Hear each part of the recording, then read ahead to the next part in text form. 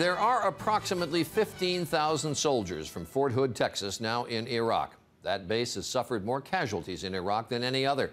But today, the casualties were on the base. The greatest danger was here, at home. It was 1:30 local time at Fort Hood, Texas. Authorities say an officer, Major Nadal Malik Hassan, a Muslim who was an Army psychiatrist, opened fire with handguns near a facility where soldiers get medical clearance before deployment overseas. 12 people, military and civilian, are dead. 30 were wounded.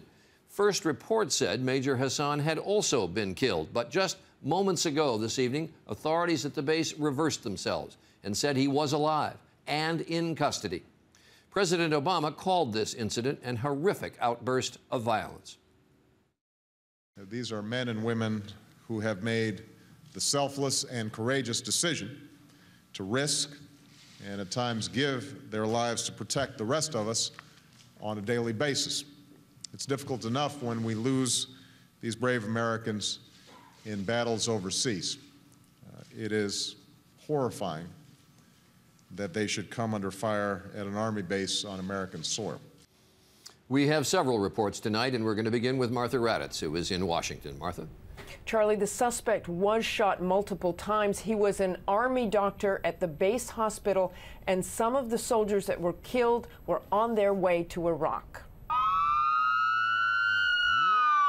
It was a horrific attack.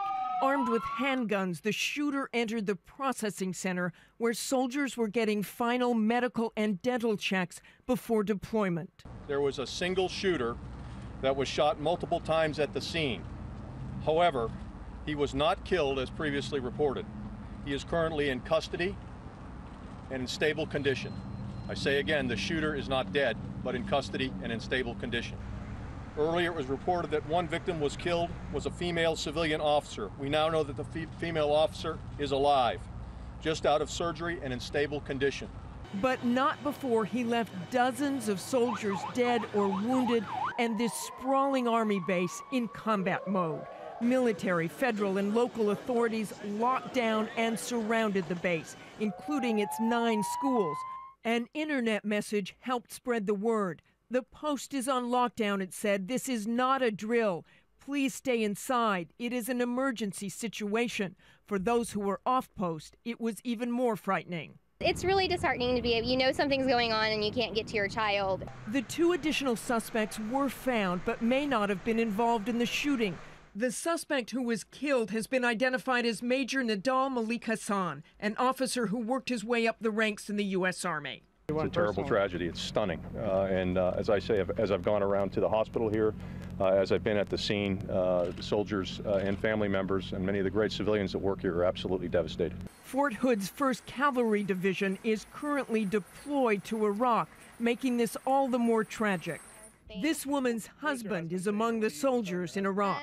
He's really upset and he's freaking out. Can you read to us? Do you mind? Yeah, it says, I'm freaking out here. I have no idea what's going on. The guys keep asking questions. Can someone please tell us something? It's very, very stressful and we don't know what's going on. I don't believe for a second that a soldier could do this to another soldier at Fort Hood. I don't believe that these could be soldiers. And on Capitol Hill late today, a moment of silence. Texas Senator Kay Bailey Hutchison said the shooter was about to be deployed. The shooters were military people, and of course that's very troubling. Again, the suspect is still alive after suffering many gunshot wounds. Muslim communities across the country are condemning the shooting. And as for the suspect, as one officer's wife told me, I wish his name was Smith. Charlie? All right. Thanks very much. Reporting from Washington.